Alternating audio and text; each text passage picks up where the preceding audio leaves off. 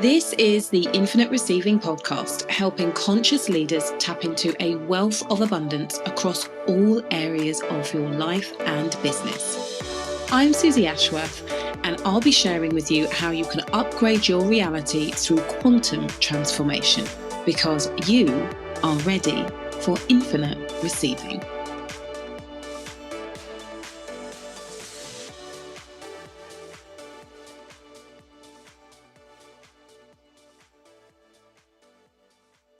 Hello, gorgeous ones. This is a conversation you are going to love. It was epic.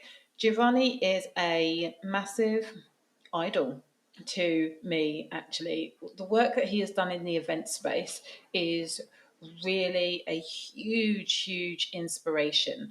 And I love hearing how he thinks. And it is at the same time as being very different, there are many similar and familiar threads when it comes to the way that I work with clients and how I help them to quantum leap and create massive change in their life through very similar threads. I don't want to spoil this episode by going into any more detail at all. I know that you're going to love it. If you do, please share this with a friend. I would love to share Giovanni and his work and inspiration with as many people as possible. So without any further ado, let's get on with the episode.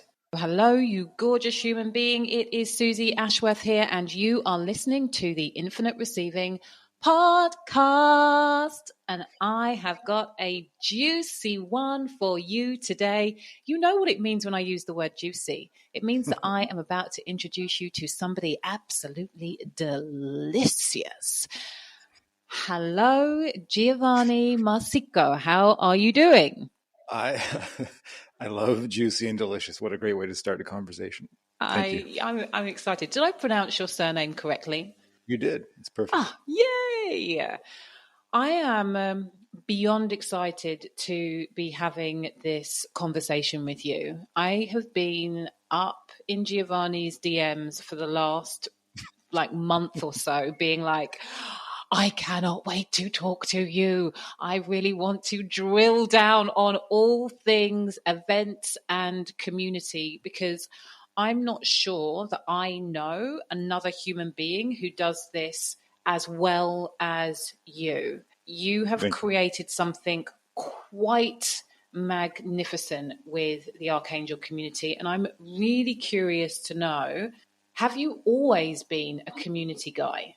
Yes. So first of all, thank you for having me. This is brilliant. I've been so excited to chat with you as well. And I'll give the short version of how I got here in terms of community and the origin, because when I was in elementary school, we moved around a lot as a kid. I went to 5 different elementary schools, so I was often the new kid, and that meant often being awkward and bullied, especially around 5th grade, where the entire school board did IQ testing, and I scored really high. And they labeled me as gifted, and that meant once a week they would bus me to a different school to be in a gifted class with other super smart kids. But when I went back to my regular school, they would bully me for being smart. Okay. And it was very painful and made me stand out. And I didn't like this word gifted. However, it kind of taught me, or that experience taught me, how to get people to like me, how to build relationships at such a really young age.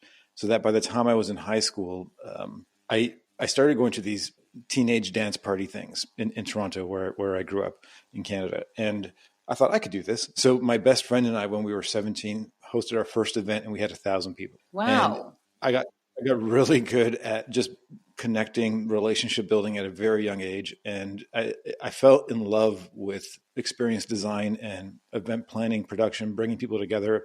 I tried to calculate, because I haven't really kept track, but I've had, I think, 500,000 people attend my events since then. And I've done a lot of events. So I've been doing event production, experience design, community building, curating for 30 years, often with producing awe and surprise and delight and just wonderful experiences, and figuring out how to curate and talent scout amazing humans. 1,000 people at your first event. That is wild. What did you do? How did that happen? Like, do you recall the specifics? Because that number is a number that many people now, like, to host their first 1,000 person event is like the goal. That was the first thing that you did. Like, that's mind blowing. Yeah, and I was 17 years old. Yeah. But I can tell at some point I want to write a book called Everything I Know About Business. I figured out when I was 16. So Yeah. and this is, by the way, before the internet, before social Yeah. media. It was the year 1994. So for the one interesting thing is I don't know how we got away with renting the venue. It was like an Italian banquet hall where they do weddings and stuff. And imagine two 17-year-olds coming in to book the venue, but the owner was so kind to us. And we also hired an AV sound and lighting company to do all our sound and the DJ stuff. And I remember we showed up to the venue at 3 p.m. The sound guys were already there setting up, and they were putting tables everywhere. And their whole logic was, well, it's your first event, it's probably going to suck. You're maybe, this space fits 1,000 people. You maybe might get 100. So let's put a lot of tables everywhere to make sure it's full.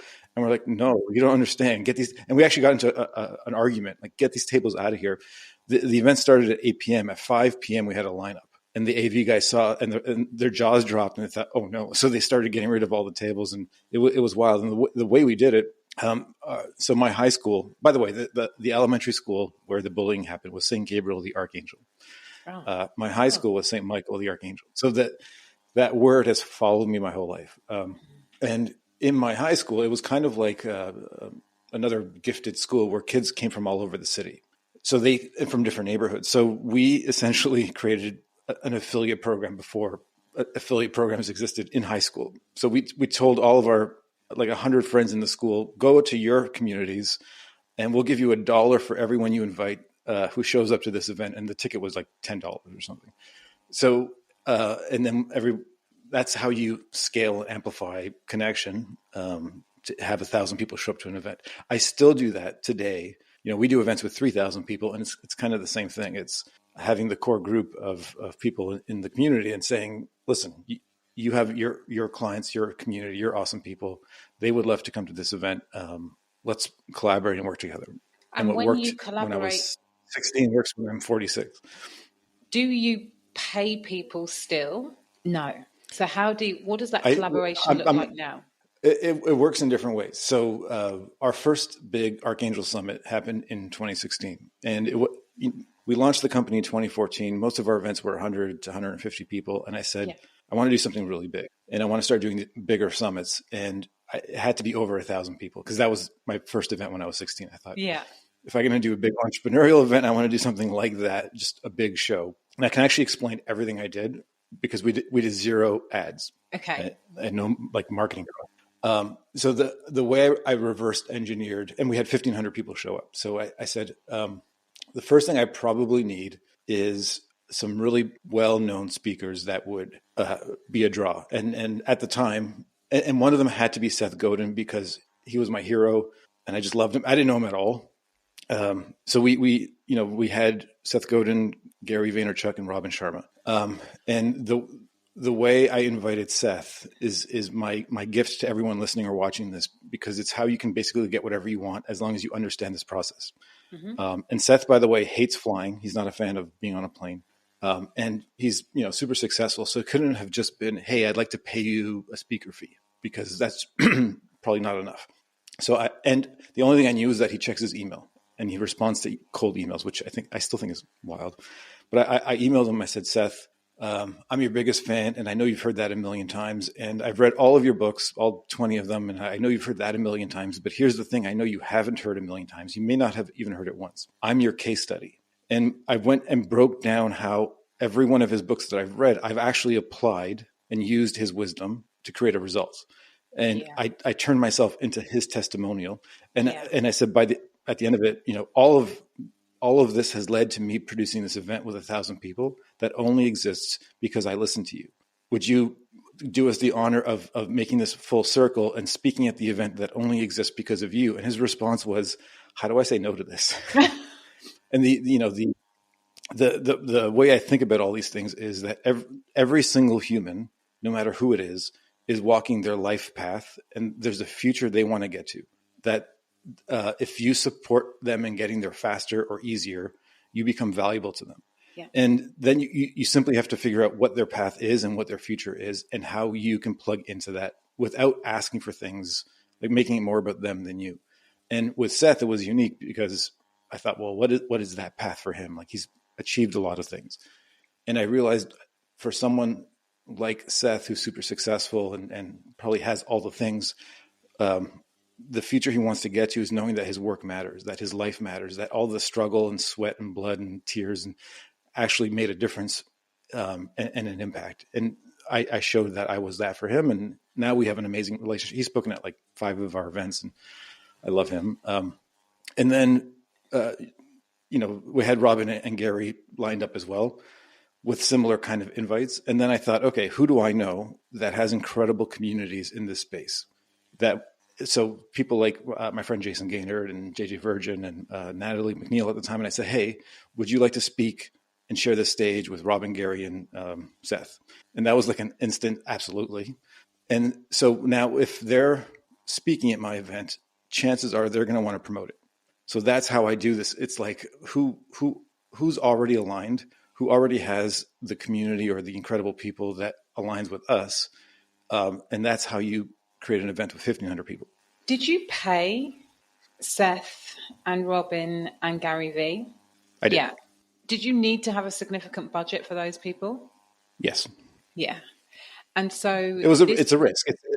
It's a very calculated risk because I knew if I did this right, I would be able to pay them from selling tickets to the event, and it all worked out beautifully. And so this is what is also interesting about your events is that actually the model that I see and have used myself is low ticket cost, and then there is an invitation from the stage. And so most people are making their money on the back end. Whereas with your events, actually, I don't know whether they're all like this, but it's a significant investment on the front end to get a seat. And we don't sell anything from stage. When did you make that decision for the model to be that way, and what's the thinking behind that? I think for many people it's a weird, pleasant surprise, or they're waiting for something to happen, and they're like, "Wait, what just happened?" I think from the beginning of the community, or the beginning of this business in 2014 when we launched, I said, I want to create something where the delivery is the magic, not the marketing of it.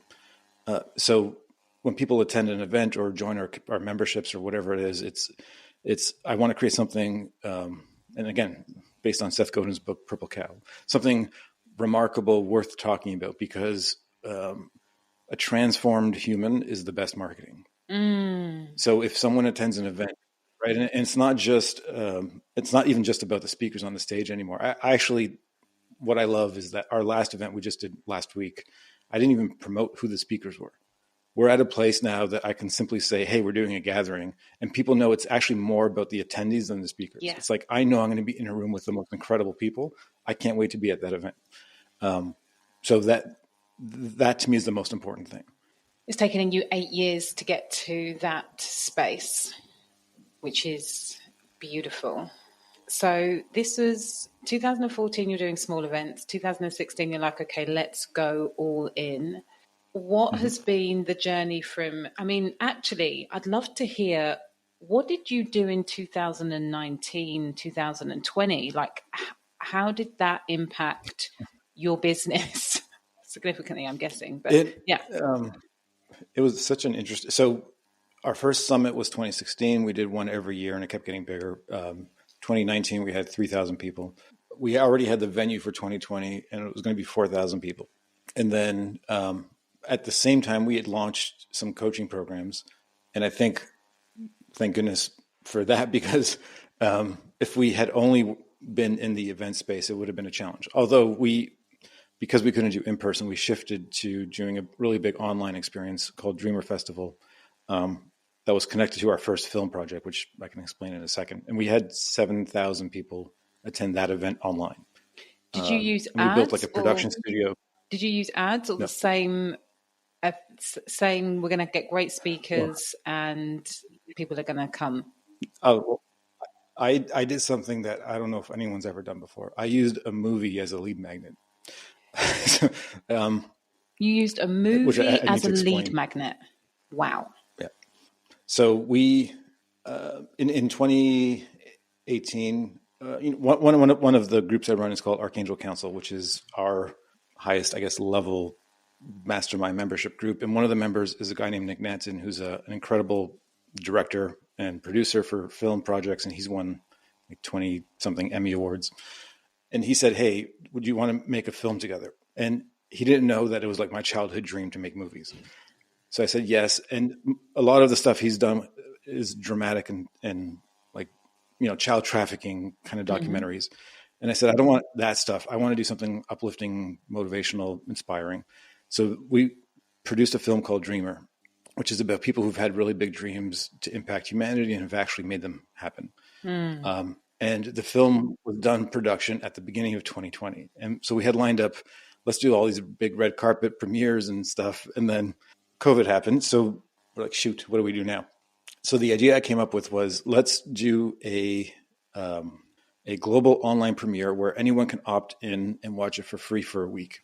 And we did that in the summer of 2020. And we had 100,000 people opt in to watch it. Wow. From that, we invited them to the event. So we used the film as a lead magnet for our event. That's quite incredible. And what I love about this is that obviously you are a visionary thinker, obviously you are a big thinker. But what I've seen in the way that you communicate about your communities is that whatever idea that you have, there is always somebody that is not even 6 steps of separation away from you if you are part of the Archangel community. There is somebody who is sat next to you or sat next to the person who is sat next to you that is going to be able to help you with the thing that you Correct. desired. What I love about this is that originally the intention and the vision was different, and you were able to adapt and create something arguably even bigger. To have 100,000 people opt into the film in the first week is pretty insane. Would you say that one of your great traits is problem solving? Is it that you're good at reacting, or is it just like, okay, the landscape has changed, so what do we do in the new landscape? Like, I'm interested to understand how you think when it comes to creating new Thank you. things. Yeah, I have problem solving and strategy as superpowers, but I also have equanimity as a superpower, meaning how to stay completely, or not completely, but as calm as possible in a crisis. And it's, people attend even our biggest events, and any event I'm at, and I can't wait for you to come to one, you'll see I'm the most calm person in the room at Okay. one of my events. And people think, how is this possible? You're producing, there's always fires to put out and things happening. And it's a skill I've developed over the past 10 years of how to internally stay as calm as possible and operate from that place, Yeah. and how to be adaptable. Like when COVID actually happened, March and April of 2020, I wasn't scared, and I thought that was kind of weird because everyone was kind of panicking, and because of it, I thought, well, now I have a responsibility to step up and help a lot Yeah. more people because I don't feel the same panic, and that's been like that since. And it doesn't mean that life is simple for me or that I don't have issues. I have monumental problems. Like and you've probably faced this too. The more established you become in this space, or more successful, or whatever words people want to use, the problems don't go away. They actually become bigger because you're growing to adapt to larger puzzles to solve. Yeah. Yes, I second that. And Yeah. that being able to manage your emotional state, has that been, I've done this program or this course, or I've released this trauma, or has it just been, okay, Giovanni, be present, like get with the moment? Has it been more self taught, or is this something that you have externally sought support with? It's both. been working with different coaches along the years, and um, for everything from understanding how trauma works and how to heal it, and to breath work, to understanding psychedelics as medicine, to understanding how identity works, and even how we can shape who we are, and our I call it identity engineering, right? So if there's a part of your personality that feels like it's not serving your mission and purpose, you can literally adapt it as a skill. And I think equanimity is one of those. Peace is one of those. Confidence is one. Like, I see confidence as a skill, not as a trait, or not as a personality trait. And this is available to all of us. Interesting. If you were going to develop confidence as a skill, what would be the top 3 things that you need to work on? Your relationship with fear and discomfort. So for example, I love discomfort. Do you? Most people, I think, want to stay in their comfort zone, and anything that feels foreign or uncomfortable or weird, they shy away from it. And our bodies, or sorry, our consciousness is, or our brains, especially the limbic part of our brain, is designed to keep us safe. Yeah. And if you, and I'm not like, I don't like skydiving or those kinds of things. I'm not into, let's put myself in dangerous situations, but it's more of, let me put myself into novel situations that feel uncomfortable, so that I proactively, so that I get used to it, so that when a crisis happens, it doesn't affect me in the same way, because I can deal with it. And I used to be terribly shy, as an example. Now, or even labeled as massive introvert. And now I can go up to anybody. I can, dare me to do things in public, and no problem, I'll do it. It's because I've built it as a muscle, as a skill set. Is it something that you put yourself in these situations, you're present, but are you also almost watching yourself deal with whatever is happening in the situation and then reviewing it afterwards? Or is it a retrospective, okay, next time we're going to do this, we're going to do that, we're going to do this? Is it kind of data driven based on outcome and then revising? Correct. The latter. Okay, cool. What's the second? I do a thing that I want everyone to do more of, which is I put thinking in my calendar. Like, I have protected thinking and dreaming time, because it's like proactive thinking, where it's and with intention to say, hey, what do I want to think about right now? And I think most people feel like they're too busy for something like that, but 100%. I'm obsessed with efficiency. So I would love to figure out, how do I save more and more time for myself and the people around me? How do I give people their time back to create more freedom for what they actually want to do? And it's kind of, there's this rule, I think it's called the carpenter's rule, or the architect's rule. It's measure twice, cut once kind of thing. So how do you actually think about what you're going to do so that it's way more efficient? You don't make as many mistakes. You move faster forward. And that's how I tend to approach everything.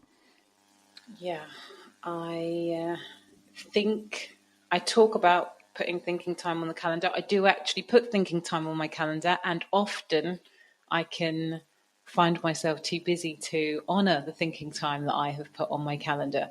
So I really hear you, and I love the reminder and the invitation to actually do the thing that you know is actually going to make a huge amount of difference. What would be if that's the second thing, creating time to think will improve your confidence, what would be the third thing? Well, I think confidence comes from self-trust, at least the way I define it. And that comes from making and keeping promises to yourself and to other people. So it starts with micro promises. And I see that as daily ritual and routine and habits of being consistent with things that align with moving you forward. Yeah. And my practice for this is that I like to think about myself in the future, or future me, as a mentor in terms of the future. So I'll set really big dreams and goals and think, okay, there's infinite versions of me in the future Yeah. based on choices and decisions. But there's one version of me in the future that has achieved these goals. That's the guy I want to talk to. And I want him to be my mentor. So then when I'm making decisions, I'll ask him, is this the right thing? And he usually has the right answer. And I part of that love is, that. thank you. How to invest your time now. To me, time is the best currency, time, energy, and then money. Because I think most people just seek money as the currency. But if you want more of the money thing, understand how to invest the time and the energy, and maybe even relationships is another one.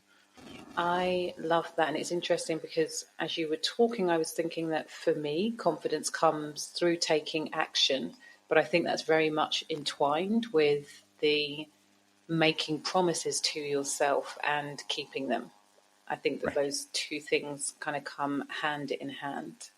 So thank you for sharing. There's a former mentor of mine, a guy named Dan Sullivan, who runs a company called Yeah. Strategic Coach. And I actually used to work as Strategic Coach. It was the last job I ever had back in the Okay. early 2000s. And he has this awesome model around confidence that there's sort of four levels, and it's commitment, courage, capability, and then confidence. And the idea is you have to commit to working through fear, and that's the courage part. And then you build capability, and the more capability you have, the more confidence you build, right? So it's like anything, any skill that you want to acquire, that you've ever acquired your whole life. Think of, like, for anyone listening or watching, are you afraid to brush your teeth? Like, it's a silly question, but the answer is hopefully is no. Yeah. But the first time, probably or anything that is a daily ritual or habit or part of your routine. Are you afraid of it? No, because you've done it a million times. But the first time is challenging. So if you want to develop more confidence across the board, it's understanding that you have to go through the discomfort. And this is back to my discomfort thing. So if you could find ways to proactively be uncomfortable because it's new, like a new skill, but you're proactively going in that direction, and then you keep practicing it, it becomes a capability, becomes a skill, eventually becomes a superpower, or at least it amplifies your confidence. Yeah. We were talking a little bit before we went live, and actually, you mentioned this in one of my DMs about your big vision. And I think this ties really beautifully into what we were just talking about, because in order to have the type of vision that you are moving into or that you have claimed, I think that you probably need, in equal parts, confidence and, dare I say it, insanity. Like, it is huge. So I would love for you to, first of all, share what the vision is. Thank you. I'll start by saying that next year is our 10-year anniversary. And when I launched this Archangel company, at the time I thought I had really big goals, and I did. They were audacious and big, and all of them have come true, and all of them had led to byproducts of bigger things that I couldn't have even imagined when I started. So earlier this year, I thought I should do this big dreaming thing again for the next 5 to 10 years. And what could that look like in a way that hopefully scares me a little or a lot.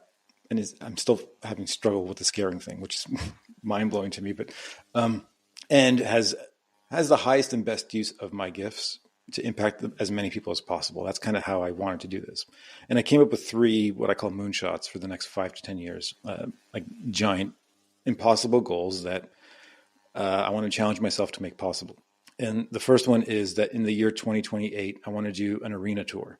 So I want to sell 1 million tickets to events in a 12-month period, kind of inspired by Taylor Swift and Beyonce. Yeah, that's exactly who I was thinking of when you said that.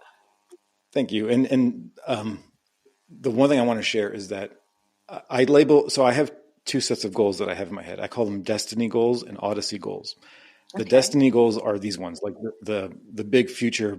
Holy crap! Can you imagine if this actually happens? Yeah. And then the odyssey goals are how I live my life on a day-to-day basis to get to the destiny. Yeah. And I'm not as attached to the destination It's Sure. more about what will the path and journey look like if that is the direction I'm heading. Yeah. Right. So if I don't sell 1 million tickets in the year 2028, I'm not going to be upset because I'm working now towards that. And let's say it's 200,000 or 500. I don't care. It's the impact that's awesome. But I'm pushing myself in that discomfort and impossible place to create magical things along the journey. The second moonshot is to produce a film that wins both an Academy Award and a Nobel Peace Prize at the same Ooh. time. And again, that's within the next like 10 years. And again, I don't even know how to do those things. Yeah. But the how is the easiest part because the how to me is more about who. I'm really good at connection. So someone out there knows how to do all of that. I'll find them and I'll build a relationship with them and make my life easy. And then I'll connect them to people in my world. But the point is even how do I create a film that is worthy of those things, whether or not I win?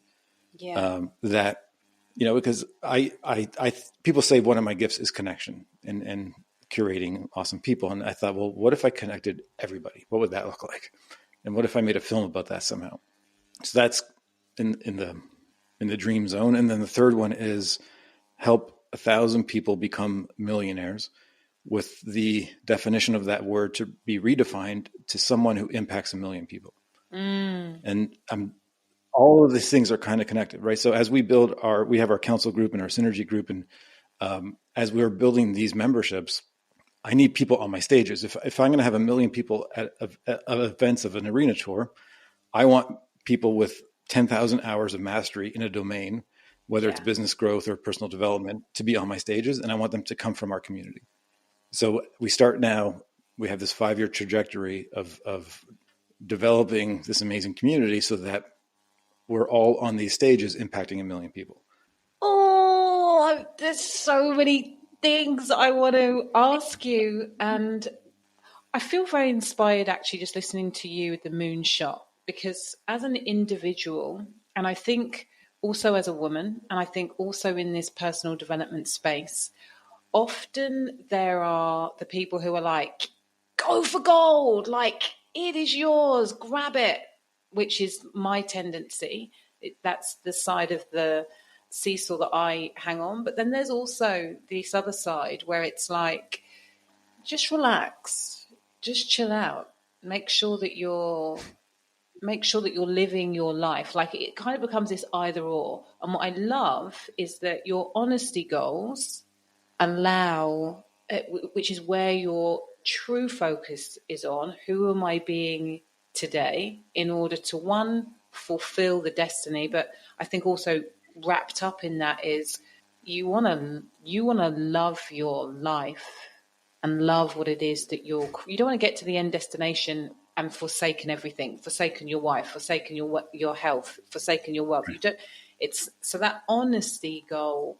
Those honesty goals are really, really important. But as I'm listening to you, the word how is really present. I'm like, but how do you know that is the honesty goal? Like, what is the process that you go through in order to know the who? Or is this you speaking to your mentor, your future mentor? Yep. He's so smart. Way smarter than me. That's part of my thinking. I literally, I have one of my practices is in the shower, which is, I know some people will get this. Have you ever taken a shower and you get a download of an idea and you're like, oh, wow. And I talk to a lot of people where this happens to them, where they get downloads in the shower and it's reactive. So I've created a proactive shower meditation.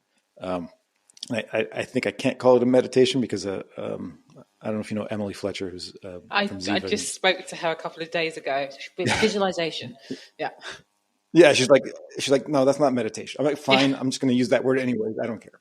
But it's my shower meditation where I walk in with what I want to download and receive, and I get incredible downloads. So it's proactive receiving in the shower, and that's often how I communicate to my future self, asking him a question and then letting an answer come.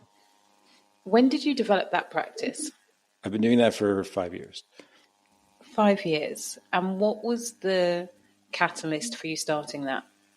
It originated in 2011. This is before Archangel. I was in the real estate space in Toronto, and I was considered very successful and secretly hated every second of it because I didn't like real estate. I didn't like the industry. I didn't like what I was doing. But how do you tell people that you're winning awards and you're being featured in magazines and being interviewed and you don't like the thing? Like, I'm very grateful for the experience because it afforded me the chance to create Archangel and build my relationships and invest in personal development. But I was really struggling and like secretly depressed. So I hired a coach. Her name is Joanne Delcourt. I love her forever because she helped me so much during this difficult period. And she was the one who taught me, like she said, lie down on the couch, imagine what you're going to look like in 10 years and call him something different than you and communicate with him. She was the one who taught me this, and originally in 2011. And then I didn't really make it a practice until after I realized how powerful it was a few years later. So what's your future self called? I call him Johnny Angel. Johnny Angel. And she said, come up with any name that isn't yours. And I'll give context. So I was born Giovanni. That's my birth name. And growing up in Toronto, an Italian name like that. Like, my parents were from Italy. They immigrated to Canada. So everyone called me Johnny and John, which is the English version of Giovanni. So growing up, I was like, anyone who knows me before 2009 will call me John, which is often weird because sometimes people comment on my Facebook stuff as John. Hey, John, that's awesome. And everyone's like, who's this John person? And then in high school, when we started doing our parties, and then parties led to dance clubs. And there's a few years we had like 5,000 people a week at our events. And the entire time, like, I've never been drunk in my life. Okay. And I grew up in nightclubs. I like once a year kind of thing. Like, I had a champagne at my wedding a few months ago, but I alcohol affects my brain in a way I don't like. So I just don't do it. And prior to a few years ago, I'd never touched any drugs, like marijuana or mushrooms or anything. It wasn't until I was introduced to psychedelics as medicine. That was the first ever in my lifetime working with plant medicine. So my nickname was Johnny Angel because everyone's like, how are you running parties and living in nightclubs, but you don't touch any of this stuff? Yeah. So then I was DJ Johnny Angel. So that was my kind of nickname growing up. I just loved the name, and that's the name I call at least I called my future self. Can I tell you the most wild part about this? Go for it. I was doing this in 2011. I had hair. Everything was different. And I am the person I was talking to back then. Wow. Like, I've become, right. So that's why I am Johnny Angel right now. So now I feel like I need to come up with a new name for the new future me from 10 years. The reason that is so powerful is that is going to be the most positive reinforcement and confirmation bias that you could ever wish to have. Like, right. Because I think that what paralyzes is most people is that they don't truly trust themselves. They don't truly believe that they have access to the answers. They don't truly believe that they have that connection. And frequently that shows up in just not making time. But then even when people make the time, there's still that, well, it can work for you, but I don't know if it's going to work for me. You don't have that anymore. Like, even if you had that in 2011, even if you had that 5 years ago when you started, one day you looked in the mirror and was like, fuck, I am Johnny Angel. Do you remember that moment? Like, was it like a come to Jesus, like, oh my God, who am I looking at? It was. Okay, tell me about it. Well, the catalyst was when in 2011, I told Joanne, I'm bald, like visualizing my future self, like a shaved head. And I thought, I'm never shaving my head because it was just such hair was a thing. And it was recent. I think it was like a year ago. I was speaking at an event about this concept. And then it just kind of all struck me. I'm like, oh, wait, I've shaved my head a few years ago. And then I just kind of connected all the dots and thought, I am the person that I was speaking to back then. Like from a confidence level, from everything I've created, from all the things I dreamed about. It's wild. Mm. It's because you have such a your energy is so solid and so stable. This is the equanimity piece I think that you were talking about. It's very comforting and reassuring and all of those good things. I'm curious. I know that there have been down times. I know that there have been hard times. I know that there have been times where you have been challenged because that's the human experience. But the man that I'm speaking to right now, I'm almost like, it's like Teflon. I feel like it's just going to bounce off of him. Are there times that really, or is there a time that really stands out in your mind that did challenge your belief, where you did think, fuck, I don't know if I'm going to be able to turn this around? And if so, can you share that with me? A lot. So, and I've spoken about these things, but in the beginning of 2008, so I was married and had a child with my ex-wife, and we broke up in 2008, and my son at the time was 3, and I was in the darkest place. And prior to that, I was experiencing panic attacks so bad, I thought one of them was a heart attack. Like I actually called 911 and got rushed to the hospital. And then I've experienced hopelessness, like true, to the point where I was debating ending my life. And at the time, my son was my angel. I was like, I can never do that to him.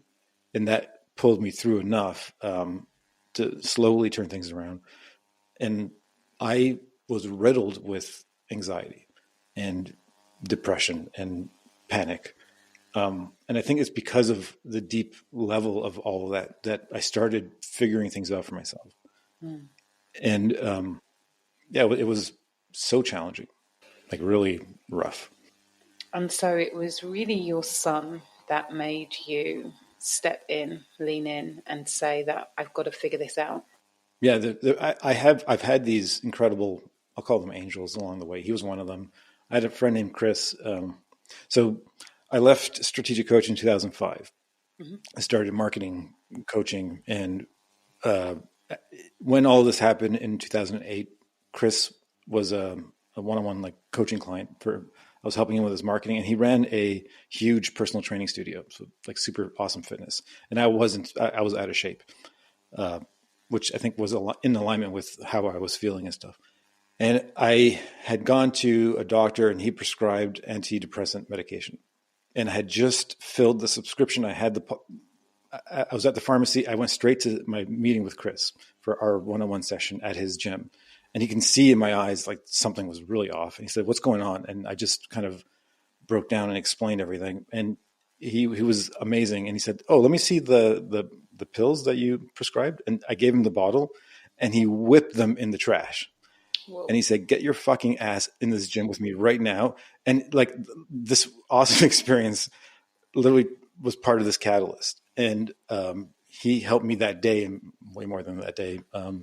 And also saw how important fitness is for managing emotion or movement in general. Like if there's one tip for everybody, it's move as soon as you get up. Like if you can get to a gym or do fitness or especially weight training, that's even better. But simply moving changes your state, like walking and running or whatever. I love this.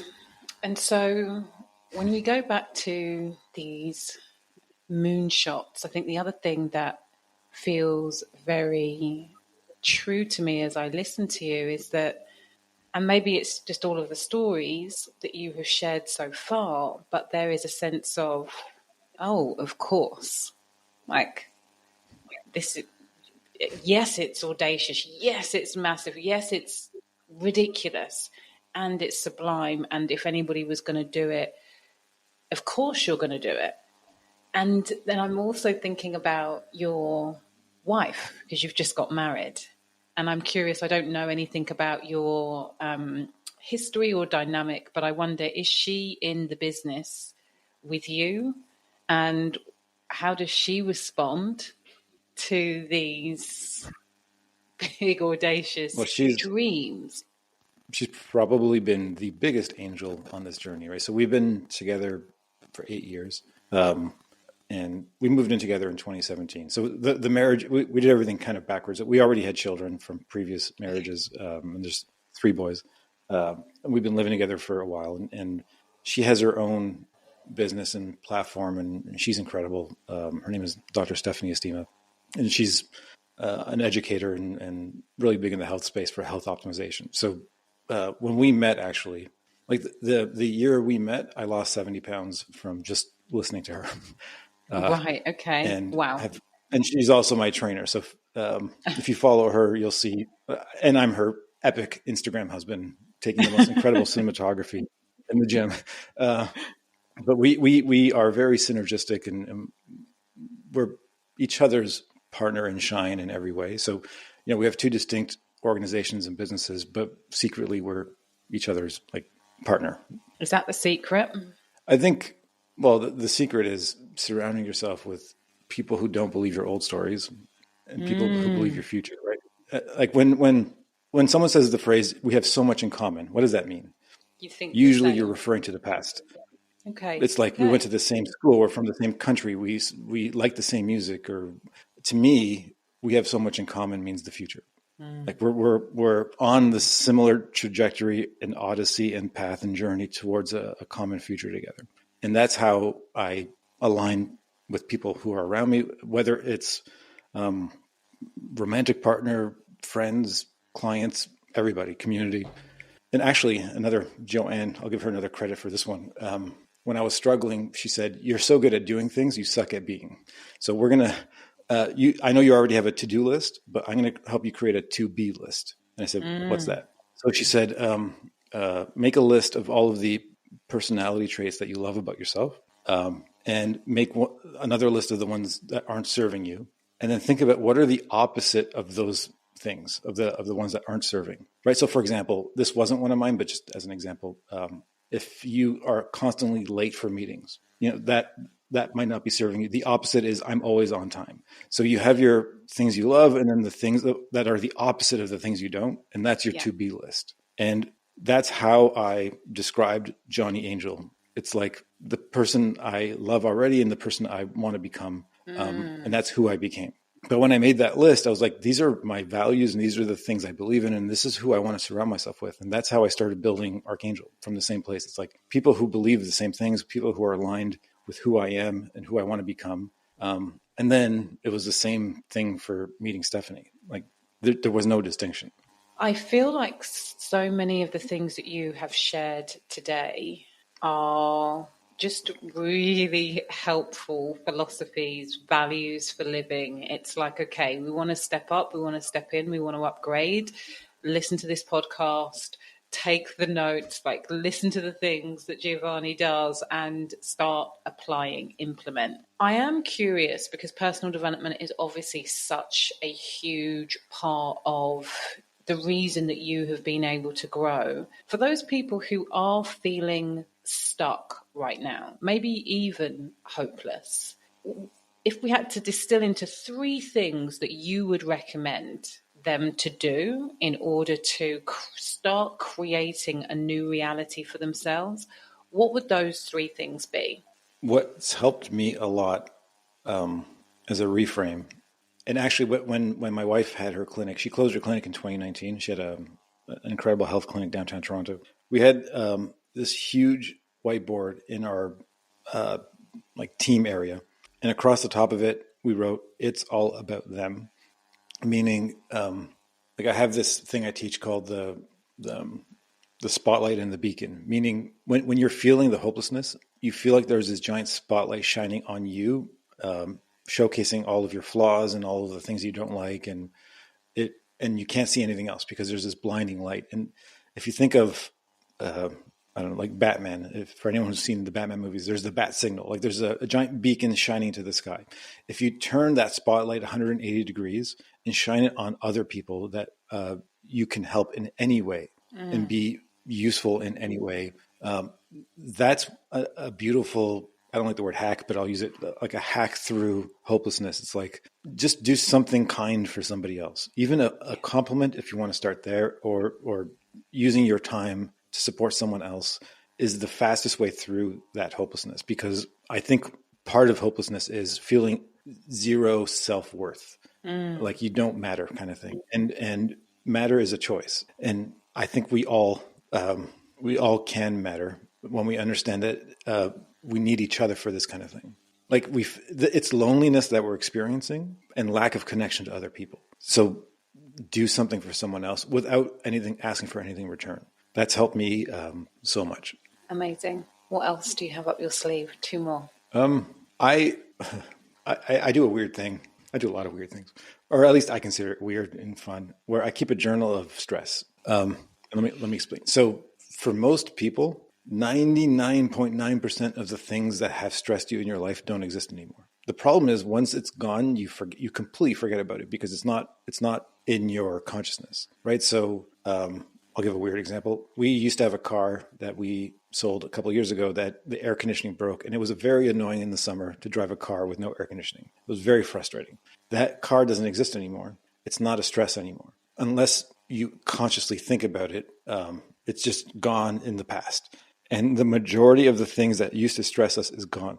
So what I do is I think about those things from a place of gratitude that they don't exist, to realize how far I've come, and to realize that I'm so blessed at where I am because I don't have to think about those things or worry about those things. And it's a nice reframe because we're always going to have things that challenge us. And then to realize the current problems, and people use that word, I like the word puzzle. The current puzzles I have are my training to get me to my next level. It's like a 1980s video game, like Super Mario Brothers that I loved when I was a kid, right? So you start the game, you're at level 1, you have to beat the little monsters, you get to the big monster at the end of the level. Sometimes it takes 20 times to figure out how to beat them. Then you get to level 2 and you're at the beginning. Like we're all, I'm on level 172 right now of my life's game. And every level gets more and more challenging. It's very frustrating, but you've achieved 171 levels. Yeah. And the harder part too is that you start at the beginning of level 172, which makes you feel like a beginner again, and you have imposter syndrome. And these things keep coming up because it's new and novel and different. So you have to remind yourself that you've been through all these levels before, and to celebrate the progress of how far you've come. Yeah, I think that is super potent, super powerful. I feel like we had 2 and 3 in one there. So thank you so much. Almost the perfect way to end this conversation. However, I have some quick fire questions that I like to ask all of my guests in celebration for the launch of the Infinite Receiving book. And so I am really curious, when I say the words infinite receiving, what does that mean to you? It's such serendipitous timing. I have labeled myself as a super giver. And I feel like a lot of people in our community feel the same way. Like they love to serve, they love to give. And sometimes that aligns or matches up with struggling to receive, struggling to ask for help or support so yesterday I was doing I was actually in my backyard thinking. And the download I had was, I am a receiver. Because, when you label yourself with things, you tend to stick to the story. So I've always been, I'm a super giver. So it's like, oh, wait. I'm a receiver. And I had a conversation with our community yesterday when I taught them the same thing. I said, just start saying that. I am a receiver. Because you already label yourself as a giver. You might as well start using that language and see how it unfolds, right? So to me, infinite receiving is, and by the way, I love words that have multiple meanings, but they kind of relate to each other. Like receiver can also mean like a radio. Yes. Tuning into a signal, right? So like back in the days when we had stereo systems, one of the pieces was called a receiver. It was it was the thing that brought in the frequency and the radio stations, and you would tune in to a specific channel. So, it also means to tune in. I love that. My next question, and you kind of answered it in the first one actually, is how good are you at being an infinite receiver? And I feel like, Cool. It is a beautiful work in progress. I am the best I've ever been at it. I used to completely suck, yeah, but that's yay. in line with my confidence thing. Yeah, I'm getting way better. Where or who in your life can you allow to love you more right now? I think it actually aligns with the previous question. I remember when I was 19, I was at a gym working out, and I sat next to this man who was like triple black belt something in some martial art, and he was so wise and so strange. And we were talking about like giving and receiving from a different context. And he said, "John, uh, I'll just admit, Giovanni, which do you prefer, inhaling or exhaling? But you could only choose one." And I was like, "That is the weirdest question I've ever heard." And I said, and he's like, "Exactly. You can't make that choice because you would die, and you have to have both." And it's the same with giving and receiving. They're you can't have one without the other. You can't give without someone receiving. So when you receive, you're giving other people the gift of giving because you love giving and you know that feeling. So why don't you give that as a gift to other people as you're receiving? So I think love is like that too. It's like as I receive more and as I ask for support with all the things I'm doing with these really big moonshots, I'm opening up that channel to receiving more of everything, including love. Yeah, I love that. It's funny the way that you answer the question. It leads me into, it's actually not the next question, but it's another one that's coming. So I think that I love that. Mm-hmm. What is your greatest attribute? Probably the one thing that we haven't spoken about enough in this interview, which sets us up for a part two. But what is your greatest attribute? If I asked, well, I'll give two answers. If I asked everybody else, they would say I'm amazing at connecting or connection, Yeah. at curation of bringing amazing humans together, of experience design and storytelling and all these kinds of things. I think it's capacity to love. I have, and I don't like comparing to other people because I don't know how to do this, but like I just feel like I have infinite capacity to love everybody. Do you know who else said that? Emily No, Fletcher. amazing. That's She's awesome. interesting. What are you consciously working on manifesting right now? You've answered all of these questions, but here we go. Right now, I am seeking to connect with people that need to be in our world, that need to be on our stages, that need to be in our community because I want to create these 1,000 millionaires. Yeah. So I want to attract them into our energy and have them be on this journey with me. Finally, where can you allow yourself to be more supported right now? I think it's in building team and collaboration for all the things we're doing, right? So part of getting to this bigger future is to figure out who do I need to support me, protect my confidence, to protect me from all the pressure and noise and all the insanity on a day-to-day basis. So in the new year, that's going to be a big thing for me in terms of what does the 2028 team have to look like and how do I reverse engineer to today? Okay, beautiful. I've adored this conversation so much. Please, can you share with my lovely audience just how they can connect with you and find out about your programs and events and stages and all of your good stuff?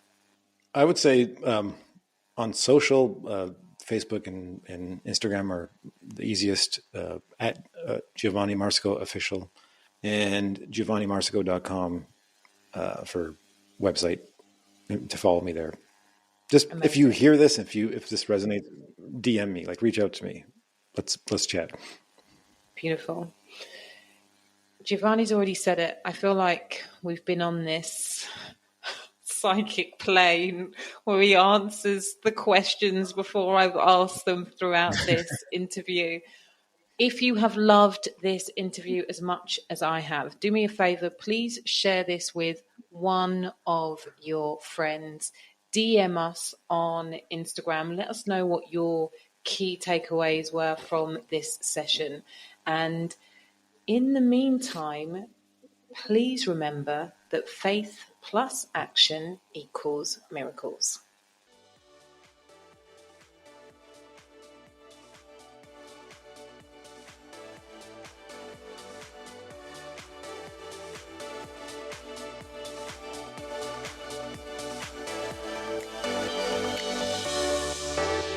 Thank you for listening to Infinite Receiving with me, Susie Ashworth.